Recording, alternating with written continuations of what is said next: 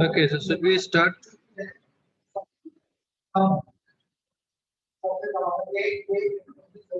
आगे सब जिसको आना फिर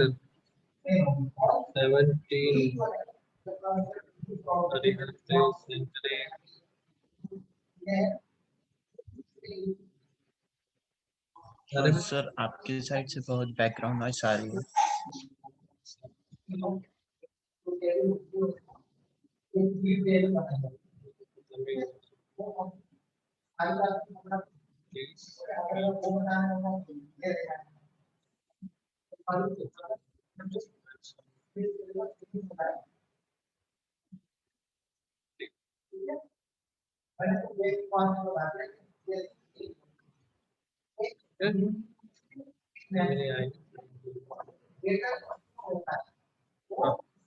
सो अभी जो हमारा सेकंड हाफ का लेक्चर है ना, तो सेकंड हाफ में हम लोग वेब टेक्नोलॉजी तो पढ़ना ही है पूरा, दो सेशन है और आज जो हमारा वेबिनार है, वेबिनार के कारण अनफॉर्चुनेटली सी का सिलेक्शन हो नहीं पाएगा, तो मैंने सोचा कि ये सेशन में सी का रख लेता हूँ, क्योंकि अभी मैं सी में बहुत इंपॉर्टेंट कॉन्सेप्ट इंट्रोड्यूस कर रहा था। हाँ, दैट इज एसेंशियल, वो लिंक नहीं टूटना चाहिए, that's why I want to continue see और दिस सेशन। ठीक है, तो याद करो पिछले सेशन में, पिछला सेशन सबको याद है मैंने क्या बताया था फंक्शन के बारे में, या फिर मैं एक बार निकाल के दिखाऊं क्या सब किया था? ठीक है, दिखाता हूँ। रिस्पॉन्ड करते रहो, रिस्पॉन्ड करने से ना पढ़ाने में मेरा सिंक्रोनाइजेशन अच्छा होता है। ठीक है, तो दिस वाज समथिंग लोग लास्ट लेक्चर में डिस्कस कर रहे थे कि ऐसा अगर हमको करना है तो बार बार हमको फॉल्ट लिखना पड़ता था और इतना बड़ा प्रोग्राम था।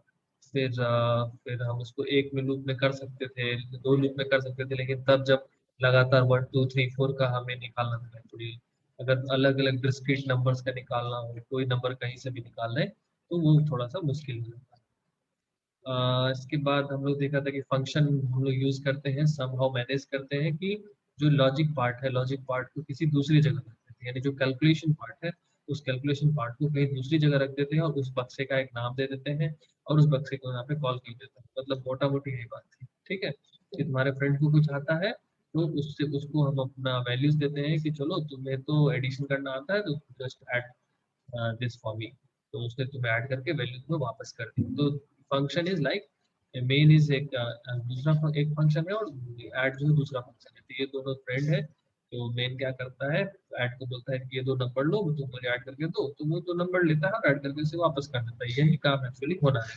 अब इसको लिखने का तरीका बस हम लोग को सीखना है इसमें, और कुछ भी नहीं, नथिंग न्यू। बस लिखने का तरीका सीखना है कि लिखते कैसे। तो सबसे पहले इसको बुलाने के लिए, फ्रेंड है इसका मेन का, इसको कॉल करने के लिए हम लोग इसका नाम लेके बुलाते हैं कि तुम्हारा नाम क्या है, हमारा नाम है ऐड। ऐड में तो अब तुम्हें जोड़ने के लिए चाहिए क्या क्या, तो तुम्हें ए बी चाहिए तो ये लो ए बी, और जब तुम वापस करना तुम इस बॉक्स में वैल्यू को रख के चले जाना। ठीक है, वो वही वैल्यू सी है वो बॉक्स, जो मेन का एक सपोज एक बॉक्स है, बोलता है कि इस बॉक्स में तुम जब ए बी की वैल्यू है इसकी वैल्यू तुम रख के चले जाना। तो ये जब इसको बुलाता है मेन, तो ये यहाँ ये अपने पहले तो इसके बॉक्स को यूज नहीं कर सकता, ये क्या करता है अपने बॉक्स में दोनों ही जो ऑब्जेक्ट है उसको रख लेता है, मतलब दोनों ही वेरिएबल की जो वैल्यूज है उसको रख लेता है और फिर इसको कैलकुलेशन करता है। कैलकुलेशन क्या करना है नहीं करना है वो बात की बात है, वो इतना इम्पोर्टेंट नहीं है। जितना इम्पोर्टेंट ये है कि कैलकुलेशन कर दिया और एक वैल्यू इसको ये वापस कर देता है। क्यों? क्योंकि ये मेन को बोला था कि तुम मुझे बुलाओगे, अगर दो वैल्यू दोगे तो मैं तुम्हें कैलकुलेशन करके एक रिजल्ट दे दूंगा। तो यही काम ही करना है। तो हमें एक नाम देना होता है, कुछ वैल्यूज, सेट ऑफ वैल्यूज होती हैं। ठीक है, और जो रिटर्न करते हैं उसी टाइप का हम रिटर्न टाइप यहाँ पे लिखते हैं। बस इतनी सी चीजें हमें लिखनी थी, that's it, function is all about this.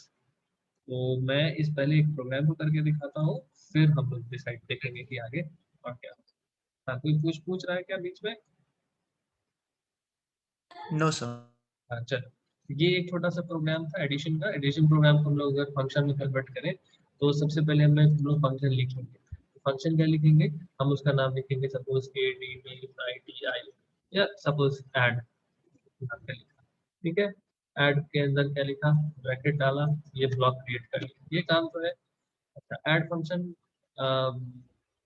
जो है, तो ऐड करने के लिए कोई भी दो नंबर को, हम ये फंक्शन क्यों लिख रहे हैं, दो नंबर को एडिशन, दो नंबर के एडिशन के लिए। ठीक है, तो दो नंबर के एडिशन के लिए हमें पहले किसी से दो नंबर चाहिए, तो किसी से अगर चाहिए तो वो उस चीज को हम लोग यहाँ पे लिख देंगे। ये मेरा इनपुट बॉक्स है, इसमें मुझे दो नंबर दो। द मोमेंट तुम्हें दो नंबर मिल गया, तुम क्या करोगे, तुम जोड़ दोगे इस दोनों को, एक्स प्लस वाई कर दोगे।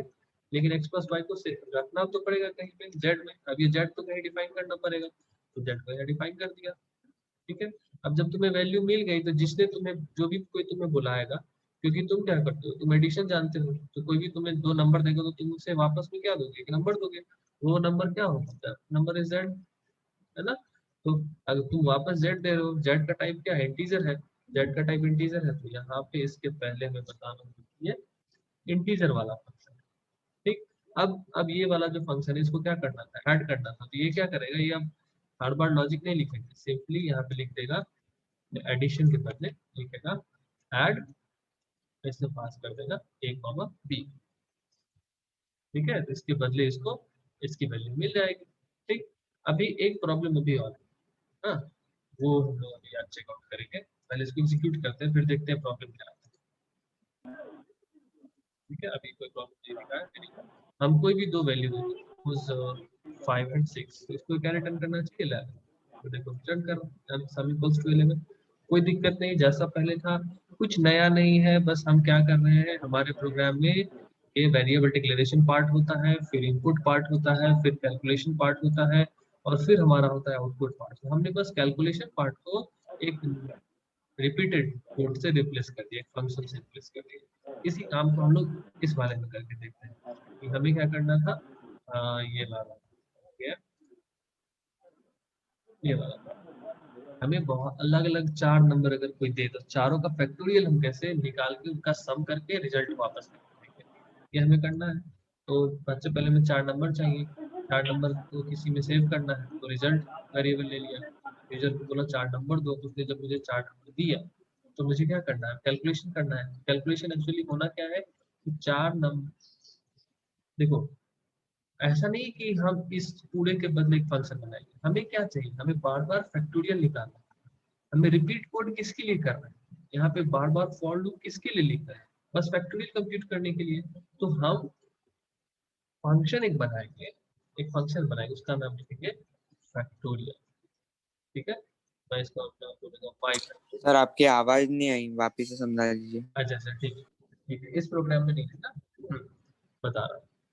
तो देखो हमें एक्चुअली करना क्या है, हमें अगर सबका फैक्टोरियल पता हो जाए तो एडिशन करना तो बहुत आसान काम है। एडिशन तो जनरल हमारा कितना सारा नंबर का भी हो एक ही बार में हो जाता है, उसके लिए कोई हमें लूप तो नहीं लिखना पड़ता। एडिशन करने के लिए तो हमें हमें कुछ नहीं लिखना पड़ता ना, वो तो कंप्यूटर अपने आप करता है।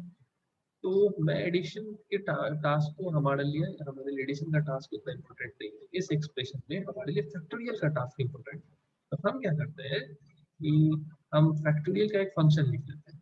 ठीक है, क्यों, क्योंकि हम यहाँ देख रहे हैं कि बार बार हमें कोड रिपीट किसके लिए करना पड़ रहा है, फैक्टोरियल के लिए करना पड़ रहा है। जिस चीज के लिए कोड रिपीट करना पड़ रहा है उसके लिए फंक्शन बनाते हैं। तो मैंने एक फंक्शन बनाया, उसका नाम रख दिया माई फैक्टोरियल। इसमें कुछ इनपुट लेंगे और इसका ये बॉक्स हो गया। तो ये क्या हो गया, इनपुट का बॉक्स हो गया, ये इसका कैलकुलेशन का बॉक्स हो गया। तो इनपुट बॉक्स में फैक्टोरियल निकालने के लिए तुम्हें हमेशा क्या चाहिए, एक नंबर बस चाहिए। कोई कोई भी यूजर तुमको अगर एक नंबर दे दे x, तो तुम x का फैक्टोरियल निकाल के उसे वापस दे सकते हो। हाँ, तो तुम फैक्टोरियल कैसे निकालोगे, तुम लिखोगे फॉर i इक्वल टू 1 से लेके i is less than equal to x। ठीक है, then I equal to I plus 1, और within this you will say कि कोई भी वेरिएबल, तो f is equal to f into x, sorry I। ठीक है, अब ये I सबको डिफाइन करना पड़ेगा, I को ये डिफाइन करो, x तो ऑलरेडी डिफाइंड है, f को डिफाइन करो। ठीक है, ठीक है, तो क्या किया, 1 से लेके अगर 5 दिया तो 1 से लेके 5 तक इनिशियली f की वैल्यू क्या थी, 1 थी। ठीक है, तो पहले 1 को मल्टीप्लाई किया, फिर अगले नंबर को रिजल्ट से मल्टीप्लाई किया, और ये बार बार मल्टीप्लाई करता चल रहा है। तो फाइनली हमें जो वैल्यू होगी, ये जब लूप पूरा खत्म हो जाएगा तो हमें f में रिजल्ट मिल जाएगा। तो ये फंक्शन का काम क्या है, x की वैल्यू अगर तुम मुझे दोगे तो मैं तुम्हें क्या दूंगा, फाइनल फैक्टोरियल निकाल के दूंगा। तो ये क्या करेगा, रिटर्न कर देगा f की वैल्यू। ठीक है, तो f की वैल्यू रिटर्न कर देगा। अब ये एक टाइप का फंक्शन बन गया। अब इसको जिस चीज की जरूरत होगा ना वो सब इसको कॉल करेगा। जैसे अब मेन को इसको क्या जरूरत है, इस टाइप का एक्सप्रेशन इसको इवेलुएट करना है। ठीक है, तो मेन क्या बोलेगा कि रिजल्ट इज इक्वल टू, देखो जब कभी भी मेन कॉल करेगा माई फैक्टोरियल ए, तो ये क्या करके देगा, ए का फैक्टोरियल निकाल के देगा। ठीक है, अगर हम यहाँ पे ए को अगर हम रिजल्ट में लेते हैं सपोज रिजल्ट में हम फैक्टोरियल ऑफ ए निकालते हैं, इस प्रोग्राम को हम पहले रन करके देखते हैं कोई एरर तो नहीं है। ठीक है, तो मैं ए की वैल्यू 2 3 4 आ गया प्रॉब्लम।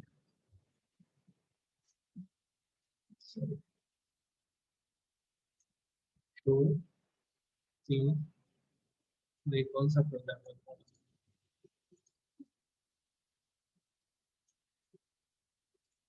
Just wait.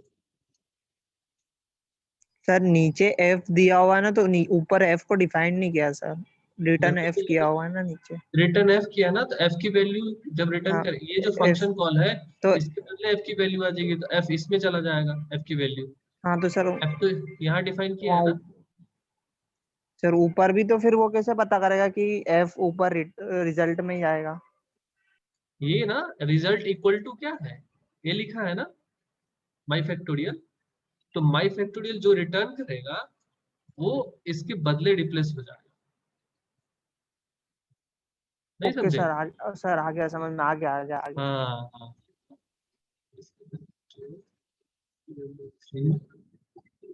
ये ऐसा क्यों बोल रहा है? अच्छा अच्छा सॉरी, ठीक तो बोल रहा है, यहाँ सम इक्वल टू लिखा है।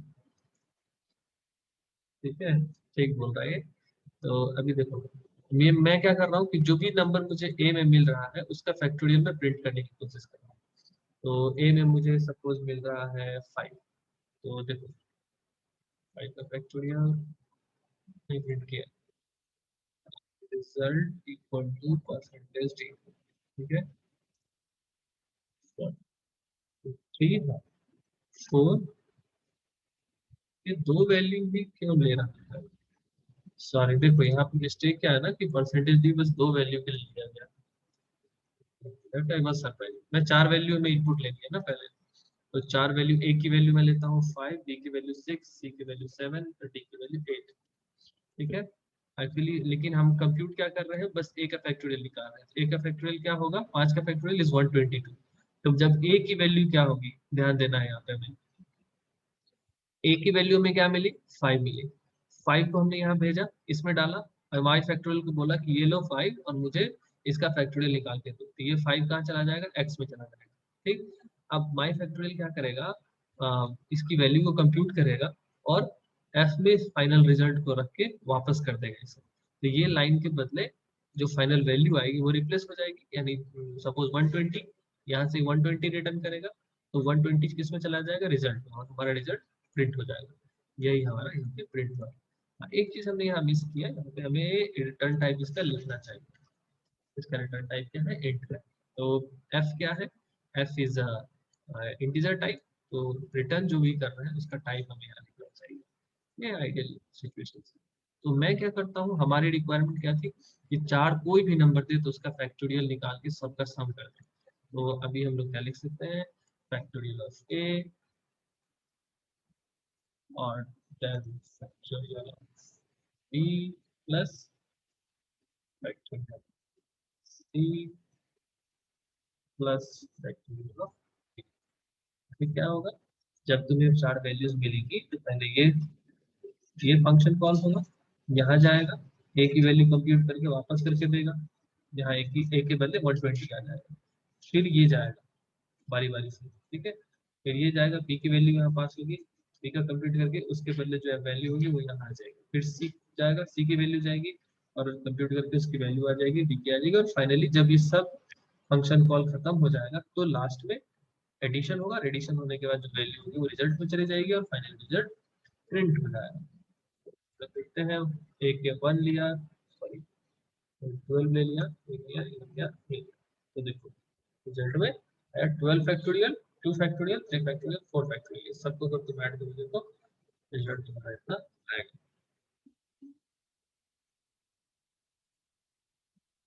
Sir can we write result equal to my factorial, नहीं। हाँ ठीक है, मैं लिख के देखता हूँ। इंटरेस्टिंग क्वेश्चन है, किसने पूछा?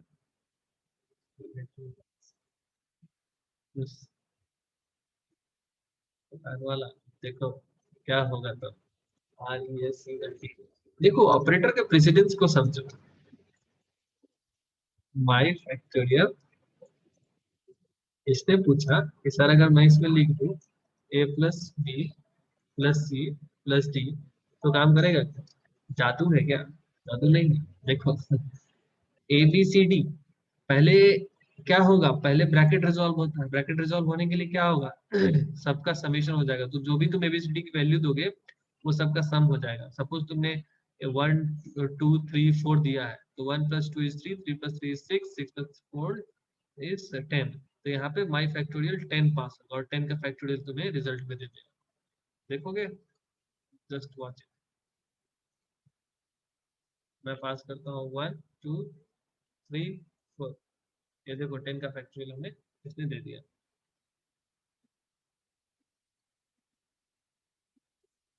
ठीक है, तो ये बात हमें अब बड़ी बात समझो, यहाँ से बड़ी बात समझो। ध्यान देना है कि जब कभी भी हम, और मेन जो है ये भी कैसा है, कोई नाम है उसके बाद ये स्मॉल ब्रैकेट शुरू होता है, स्मॉल ब्रैकेट में फंक्शन भी, प्रिंटफ भी क्या है, एक नेम है जिसका ये ब्रैकेट शुरू होता है और ये ब्रैकेट बंद होता है। स्कैनफ में भी वही बात है ना, और हमने जो लिखा इसमें भी यही बात है। मतलब ये सब क्या है, फंक्शंस, एवरीथिंग इज, मगर डिफरेंस है कि ये कंपाइलर पहले से डिफाइन करेगा, इस ये कैसे काम करेगा ये तो हम बताते हैं, है ना, यहाँ हम बताते हैं इसका मतलब क्या है, ये तो कंपाइलर नहीं बता पाता है। बोला नहीं आवाज नहीं आ रही है मानव, कहाँ से काटने Manav you, I am not getting your voice, you are asking anything, okay ठीक है। तो इसका ये कैसे काम करेगा ये तो हम बताते हैं, है ना, यहाँ पे लिखते हैं। अगर ये नहीं लिखोगे तो ये नहीं काम करेगा। सपोज मैंने इसको हटा दिया, और इसको अगर हम एक्सक्लूड करें तो वी कैन इजीली सी ये नहीं काम कर रहा है ना, हमें एरर दे दिया नीचे में। क्या एरर दे दिया? ये undefined reference to my factorial, ठीक है, इसका कोई तो रेफरेंस ही नहीं मिल रहा, कहीं है ही नहीं तुम्हारा। ठीक, तो इन ये यूजर के द्वारा बनाया, हमारे हमने इसे बनाया, that's why this is user defined function. ये फंक्शन ऐसा है जिसको यूजर बनाता है, and these are predefined function जो कि पहले से डिफाइंड। तो इसका डेफिनेशन कहाँ रखा हुआ है, ये कैसे समझ जाता है कंपाइलर कि इसका काम करना है और इसका काम नहीं करना है ना। That is why we are using stdio.h। ये एक फाइल है stdio, इसका अगर हम लोग ऐसे थोड़ा सा बाइफरकेट करें तो we can say standard input output file. तो स्टैंडर्ड इनपुट मतलब इनपुट आउटपुट से रिलेटेड जितनी भी चीजें हैं वो सारी चीजें इस फाइल में पहले से डिफाइन करके रखी हुई है, और जब हम भी कंपाइलर इंस्टॉल करते हैं तो ये ऑटोमेटिकली उसके एक डिफॉल्ट पाथ पे रखा रहता है। तो जब कभी भी हम लोग प्रिंट स्कैन लिखते हैं ना, तो प्रिंट स्कैन का सारा डेफिनेशन इसमें रखा हुआ है। तो ये क्या करता है, प्रिंट स्कैन तो जाता है उसमें से उसके डेफिनेशन को ढूंढता है और वो जैसा कहता है वैसे ये प्रिंट और स्कैन बिहेव करता है। समझ में आई मेरी बात? अभी यहाँ पे हम लोग रिटर्न क्या कर रहे थे, इंटीजर वैल्यू रिटर्न कर रहे थे, ठीक है। इंटीजर वैल्यू रिटर्न कर रहे थे इसलिए यहाँ हम लोग इंट लिख रहे हैं, है ना, यानी हर फंक्शन का क्या होता है, एक रिटर्न टाइप। इसलिए मेन भी एक फंक्शन है, इसका भी एक रिटर्न टाइप। मेन कहाँ पे डिफाइंड है, इस फाइल में डिफाइंड है, ठीक। और हर हमेशा हमारा प्रोग्राम का जो स्टार्टिंग पॉइंट है वो यही है, ये एक ऐसा फंक्शन है जहां से मेरा प्रोग्राम स्टार्ट होता है, ठीक। तो ये भी क्या कर रहा है, जीरो रिटर्न कर रहा है, zero is integer, that's why we are saying int. अब ये आपके लिए मैं आज होमवर्क वो कर रहा है कि ये जीरो ही क्यों रिटर्न करता है, वन क्यों नहीं रिटर्न करता, क्योंकि आप लोग ऑपरेटिंग सिस्टम पढ़ रहे हो, देन यू शुड एक्सप्लोर। अच्छा, क्वेश्चन आ रहा है sir, in loop the problem with me is when you teach it's all clear but when I do my self I am not clear. ठीक है, हाँ, पता नहीं ऐसा है ना कि लॉजिक्स जो है वो इतना स्ट्रेट फॉरवर्ड है नहीं, तो वो हर program problem to problem vary करता है। तो आप प्रैक्टिस करो, बहुत सारे जो प्रोग्रामिंग है सबको पढ़ो, और जो ऑलरेडी पहले से बना बनाया लॉजिक है उसको पढ़ो, उसको समझने की कोशिश करो अभी स्टार्टिंग, और खुद से समझने के बाद आप उसको बनाने की कोशिश। अभी स्टार्टिंग में यही किया जाता है, ठीक है, धीरे धीरे आपको लॉजिक बिल्ड करना आ जाए। मैं अभी इसलिए ज़्यादा लॉजिक एम्फसाइज नहीं किया क्योंकि मुझे फंक्शन पढ़ाना था, फंक्शन आपके नेक्स्ट मॉड्यूल में है, लेकिन अगर ये मैं नहीं पढ़ाऊंगा तो आपको जावास्क्रिप्ट में भी लॉस हो जाएगा। और प्रोग्रामिंग में ये पढ़ने से क्या है ना कि अभी हम सारा प्रोग्राम फंक्शन से बनाएंगे, तो लॉजिक तो फंक्शन में ऑलरेडी इंक्लूडेड है, लूप वगैरह भी फंक्शन में ऑलरेडी इंक्लूडेड है, तो इससे हमारा दोनों ही पर्पस सेट होता है। ठीक है, तो इसको आप लोग पढ़ना। देखो दो टाइप के फंक्शन थे, एक प्री डिफाइंड फंक्शन थे, एक यूजर डिफाइंड फंक्शन थे। यूजर डिफाइंड फंक्शन हम लोग बताते हैं, और प्री डिफाइंड फंक्शन जो लाइब्रेरी फंक्शन होता है जो प्री डिक्लेयर करा रहता है हेडर फाइल पर। ठीक है, तो printf, scanf ये जो भी चीज है ये सब पहले से डिफाइन की गई फंक्शंस है। ठीक है, फंक्शन को लिखने से क्या होता है, हमारा प्रोग्राम जो है वो अच्छा क्या हो जाता है, अभी जो काम था उस हर काम के लिए अलग अलग हमने लिख के रखा होता है। अभी देखो यही नहीं है, आगे जब हम लोग फंक्शंस के प्रोग्राम बनाएंगे तो हमें और भी पता चलेगा, अगर ये तो सही में बहुत आसान काम हो गया है ना। सर व्हाट अबाउट डीएलएल या डीएलएल फाइल, देखो डायनेमिक लर्निंग लाइब्रेरीज वो सब हम लोग जब एंड ऑफ द कोर्स पे जाएंगे ना तब समझेंगे, जब हम लोग EXE फाइल को देखेंगे, EXE फाइल क्या होता है। ठीक है? अभी के लिए जो हमारे पास मिनिमम इन्फॉर्मेशन है, हम बस प्रैक्टिस करें और इन प्रोग्राम्स को देखें कि इससे हम लोग क्या एक्सट्रैक्ट कर सकते हैं। तो फंक्शन डिक्लेरेशन हमने बता दिया, मैंने क्या बताया था कि एक फंक्शन का नाम होता है और इसमें जो उसको वैल्यू इनपुट लेनी है, मतलब इसको कैलकुलेशन करने के लिए, हर फंक्शन क्यों होता है, कुछ कैलकुलेशन करने के लिए, कुछ खास कैलकुलेशन करने के लिए, तो उसको कुछ ना कुछ इनपुट चाहिए, तो जो भी इनपुट चाहिए इस कैलकुलेशन के लिए वो यहाँ से लेता है, और जो भी आउटपुट देना होता है वो यहाँ से देता है, और आउटपुट जिस टाइप का होता है ये भी उसी टाइप का होता है। तो यही देखो फंक्शन का नेम है, इसको जितने भी इनपुट्स चाहिए वो यहाँ पे लेता है, और ये दिस इज रिटर्न टाइप, इसको बोलते हैं रिटर्न टाइप, इसको बोलते हैं फंक्शन नेम, और इसको बोलते हैं पैरामीटर्स। देखो एक्स क्या है, एक पैरामीटर है, और ये क्या है, इसका डाटा टाइप है ना, एक्स का टाइप कैसा है, इंटीजर टाइप का है। सो वही इसको वो टेक्निकल वर्ड में लिखा टाइप पैरामीटर, टाइप पैरामीटर, और ऐसा नहीं है कि यहाँ सब इंट ही होगा, एक इंट एक फ्लोट, कोई भी कॉम्बिनेशन में डिपेंड करता है कि यहाँ से आप भेज क्या रहे हैं। ठीक, तो ये है, तो हेलो हाँ हाँ पूछो सर, एक लूप में डाउट है। पूछो। सर जैसे लूप के अंदर हम एक और लूप स्टार्ट करते हैं सर, वो कौन सी कंडीशन रहती है जब हम लूप के अंदर वापस से लूप डालते हैं? तो कैसा सब लोग डालते हैं, जब देख, जब तुम ये मान के चलो कि चलो एग्जाम्पल में देखते हैं, मैं रियल लाइफ एग्जाम्पल की कोशिश करता हूँ, then I can tell you loop के अंदर अनदर लूप कैसे क्यों लिखते हैं। मान ले तुम एक परेड में है, ठीक है, और एक लाइन में बहुत सारे लोग खड़े हैं, मुझे नहीं पता कितने लोग खड़े हैं, ठीक है। सर आपकी आवाज नहीं आ रही है। ओके, हाँ, suppose you are in a, there is an assembly, और उसमें बहुत सारे लोग एक लाइन में खड़े हैं, ठीक है। ये देखो बहुत सारे लोग, बहुत सारे लोग हैं, बहुत लोग, ठीक। आई डोंट नो कि कितने रोज है कितने कॉलम्स है, अभी समझ में आ रही है। तो यहाँ पे मुझे तुम्हें अगर काउंट करना है कि कितने लोग हैं इसमें, तो तुम क्या करोगे, मार्किंग करोगे कि अच्छा पहले रो में, पहले में ये पहला है, इसमें कितने लोग हैं काउंट करो, 1 2 3 4 5 6 सपोज तुम्हारे पास पता चला कि 100 पर्सन है इसमें, ठीक है। फिर तो तुमको क्या लगेगा कि दूसरे में भी 100 होंगे, तीसरे में भी 100 होंगे, और ऐसा करते करते जो 10th रो होगा उसमें भी 100 लोग होंगे। तो ये क्या कर रहा है, ये भी तो हर बार चेंज हो रहा है ना, यानी एक ही काम अगर 10 टाइम्स रिपीट हो, कोई काम जो खुद रिपीटेशन वाला है, ये काम खुद रिपीटेशन वाला है, और ये खुद रिपीट हो रहा है बहुत सारे टाइम। अब और निकाल, जैसे कि हमें अगर बोल दिया कि 1 से 5 तक जितने भी नंबर्स हैं सबका फैक्टोरियल दो, ठीक है, मीनिंग 1 का फैक्टोरियल +2 का फैक्टोरियल +3 का फैक्टोरियल +4 का फैक्टोरियल +5 का फैक्टोरियल, तो फैक्टोरियल जब हम लोग निकालते हैं तो फैक्टोरियल का लॉजिक क्या है?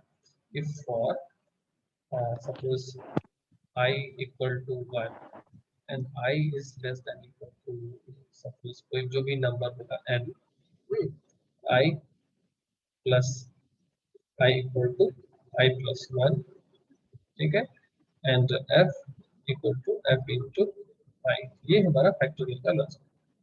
ठीक, तो इससे क्या होगा, कोई भी एक नंबर जो भी तुम दोगे, n की वैल्यू 1 दोगे तो ये 1 का फैक्टोरियल निकाल के देगा, 2 दोगे तो 2 का फैक्टोरियल निकाल के देगा।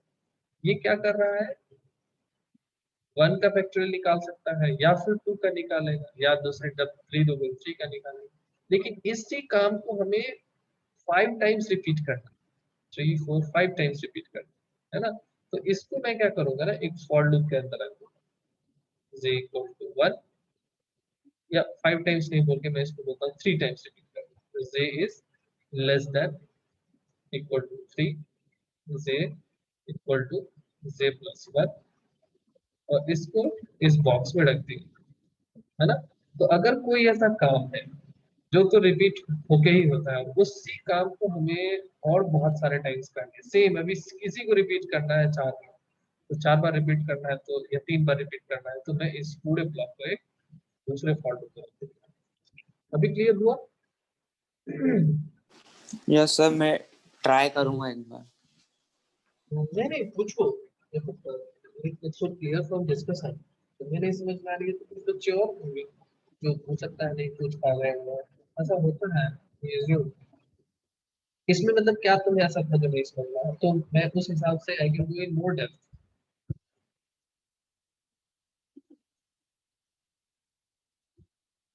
ओके, एनीवन, अगर तुम्हें और भी कोई क्वेश्चन है किसी को। मुझे लगता है कि फंक्शन को हम लोगों ने बहुत ही इजीली ग्रास्प किया, और हम लोग इस पे बहुत सारा प्रोग्राम अभी से बनाएंगे। इनफैक्ट पूरे नवंबर हम लोग प्रोग्रामिंग करेंगे पूरे नवंबर।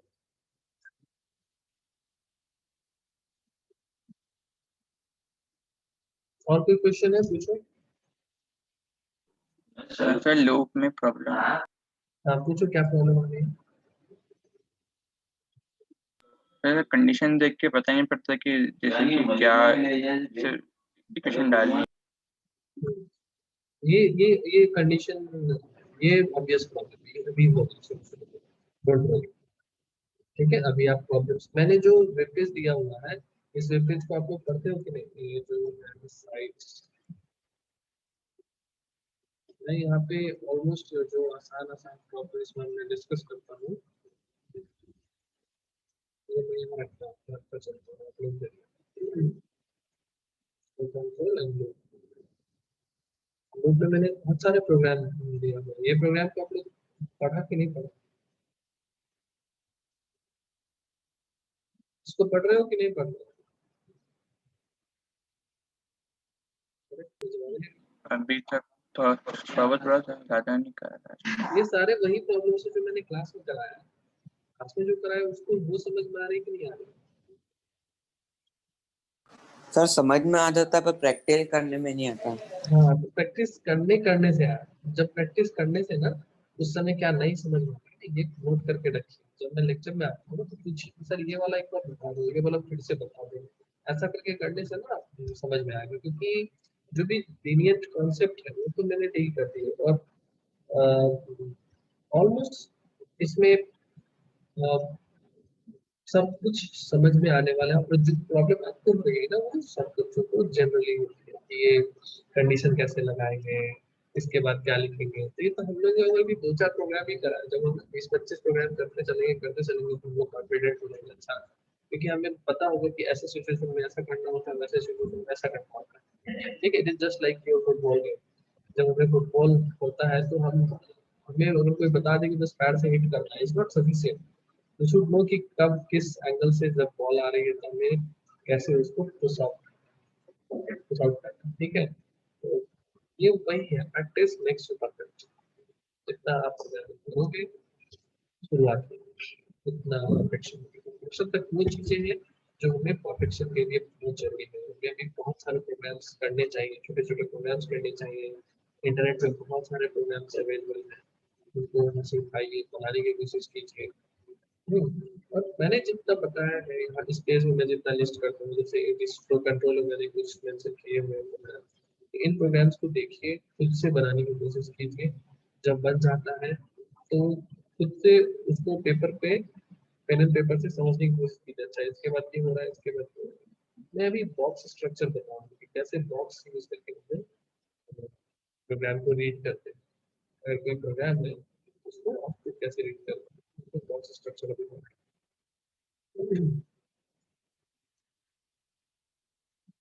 और किस क्वेश्चन में दिक्कत हो रहा है?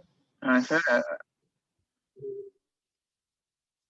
सर अभी जो वेबिनार है 11:30 पे, वो किसके ऊपर बेस्ड है?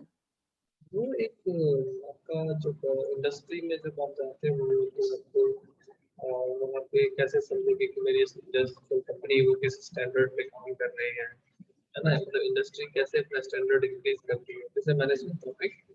ये जरूरी इसलिए होता है क्योंकि आपको पता होना चाहिए कि मेरी कंपनी जो है, क्योंकि अल्टीमेटली हमें सब को भी इंडस्ट्री में ही जब जाना है, तो आपको अगर पता होगा कि मेरी कंपनी अपने एम्प्लॉयर से क्या एक्सपेक्ट करती है, तो आप अपना अपने अप्रेजल को ज़्यादा अच्छे से बैलेंस कर, अपने आप को ज़्यादा अच्छे से ट्यून कर पाओगे। सो ये एक इंट्रोडक्टरी है, और ये पूरा फुल प्लेन सब्जेक्ट आप लोग सेकेंड ईयर में पढ़ेंगे। रविंद्र जी श्री सेंट्रल यूनिवर्सिटी के सेंट्रल लास्ट एक्सपीरियंस मेरे सीनियर के वहाँ पे जब मैं सेंट्रल सर अपनी लैब रहेगी कि नहीं रहेगी? कंप्यूटर क्लास चाहिए, क्या हुआ? लैब होगी कि नहीं होगी आज? लैब होगी, लैब की होते हैं टाइम लैब टेस्ट में, इसलिए मैं अभी सी ले लिया क्योंकि आज सी का क्लास नहीं होता था, और ये फंक्शन अगर आज में नहीं बता पाते तो लोग भूल जाते है ना। कोई क्वेश्चन पूछता है क्या? ठीक है दिव्या, अच्छा है आप लोग समझ में आते हैं, सही क्लियर है। So if you all are clear then say yes, ये सेशन पे एंड कर दूंगा। जितने बच्चे हैं कम से कम मैं ये तो देखो कि आप क्वेश्चन नहीं पूछते हो, लेकिन यस बोलने से मुझे पता चलता है कि एक तो बोल रहा है yes, Madhav is yes, yes तब मैं यस, अर्जुन ठीक समझ में आ रहा है, इसको भी आ रहा है, ठीक है, भटान वाला इज क्लियर, कृतिका ठीक है, महेश, तेजवान और अभय, अभय भारती